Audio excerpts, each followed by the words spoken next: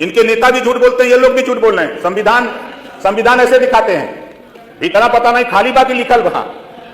और अब कहते हैं सदन में भी बोला नेताजी ने कि मुस्लिम महिलाओं को आरक्षण, कहां संविधान में है धार्मिक आधार पर आरक्षण?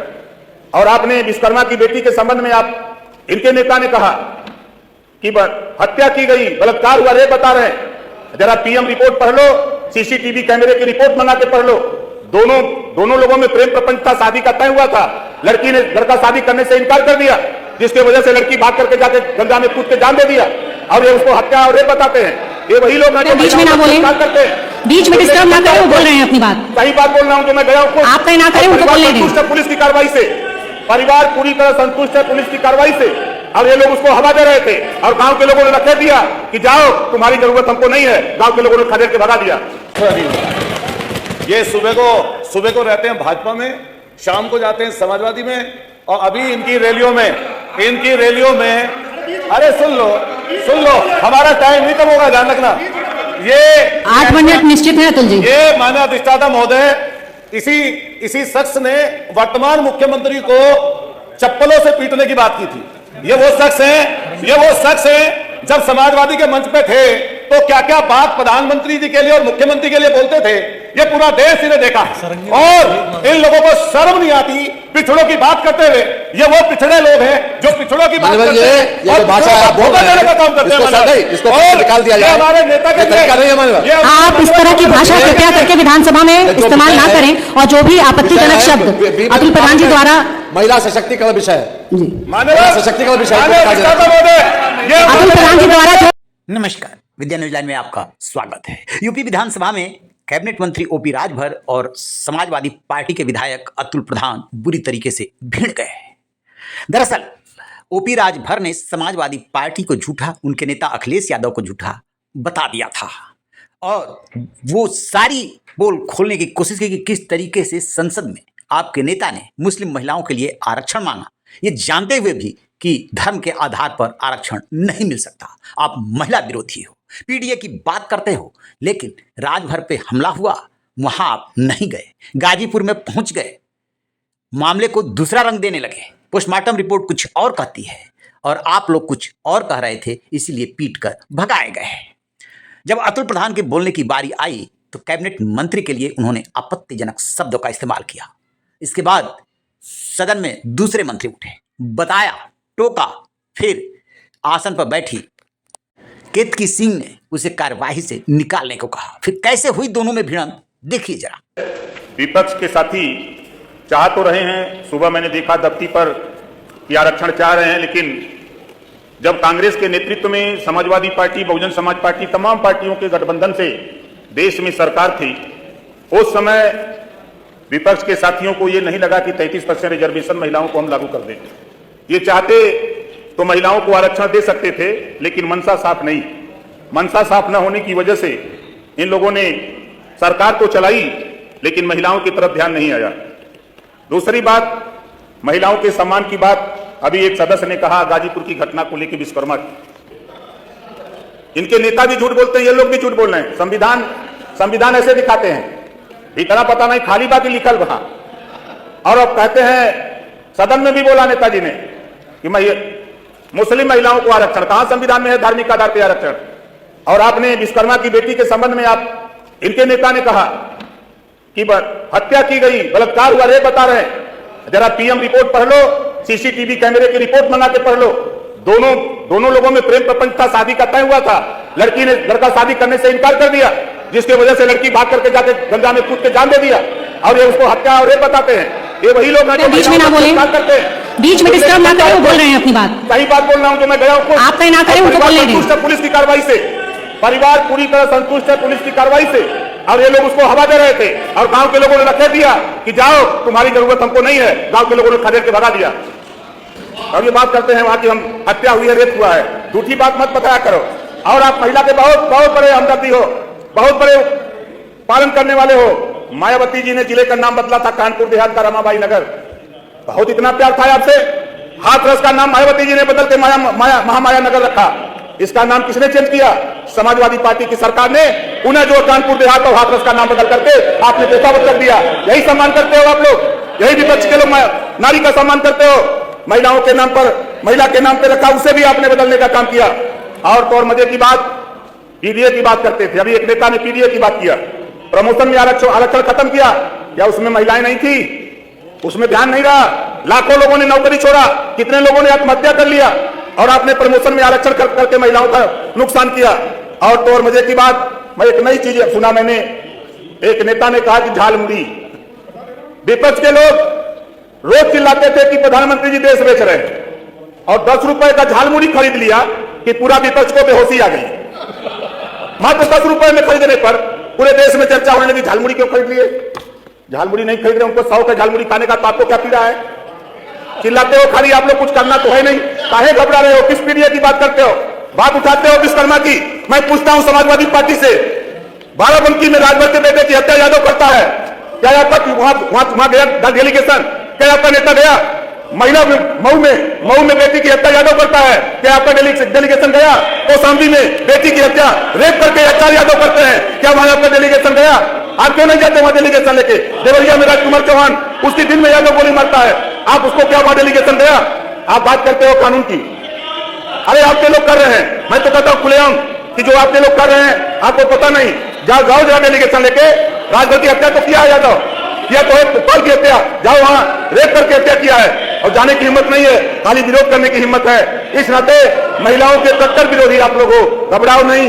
इस पीडीए की बात की हो, 4 बार सरकार बनाकर आपने नारी को धोखा दिया, प्रजापति को धोखा दिया, पाल को धोखा दिया, विश्वकर्मा को धोखा दिया, राजभर को धोखा दिया, निसार बिन केवट मल्लाह को धोखा दिया, और तो और मुसलमानों को भी धोखा दिया है। मुसलमानों को भी धोखा दिया है कि मुसलमानों को भी अधिकार दिए होते, उनका 20% आबादी आप तोड़ देते हैं। आपने उनका जब नहीं हुआ तो आप निषाद राजभर का क्या होंगे? क्या नाई गोपाल प्रजापति का क्या होंगे? आप पीडीए की बात करते हो। पीडीए में मैं तो समझता हूं कि जो लोग बताते हैं कि आपके पीडीए में सिर्फ ये मोबाइल रह गए हैं, इसके अलावा कोई रह नहीं गया है। आप देखिएगा चुनाव आएगा, 27 का चुनाव आ रहा है, जो आप ड्रामा करा रहे हो कर रहे हो, वो पूरा प्रदेश देख रहा है, घबराओ नहीं। जो मंशा आपकी है उस मंशा पर पानी फिरेगा। और आज हम इधर नारी बंधन अधिनियम बिल के समर्थन में, हमारी पार्टी और हम समर्थन में है। हम आपसे कहना चाहेंगे, आप लोग अपनी टर्म में बोलेंगे, अभी वो बोल रहे हैं, उनको बोलने दीजिए। आप अपनी टर्म में बोलिए। हम नहीं बोले, हम बोल रहे हैं तो आपको पीड़ा था। घबरा मत, ऐसा खर्चाली ठोकर की फाट जाबा, घबरा मत। अरे काहे घबरा हुआ? गोशी घुस जाइए तो पारी, घबरा मत। अच्छे लोगों के पसीना छोड़ा, आपस में आप लोग बात न करें कृपया करके। माननीय मंत्री जी, आप जौनपुर लोग का घमंड अहंकार हो, सब चकनाचूर हो जाएगा, देख लीजिएगा। आप महिलाओं के विरोधी हो।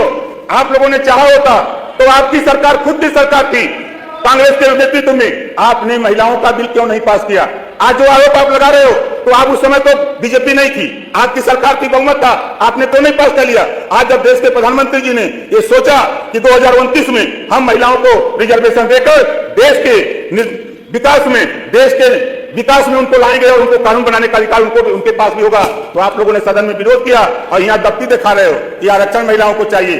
क्या दफ्ती दिखा रहे हो? अपने नेता से जरा पूछो कि सदन में बोलते क्या है, और वोटिंग के समय आपने क्या किया? आप लोगों ने खुला विरोध किया उस बिल का।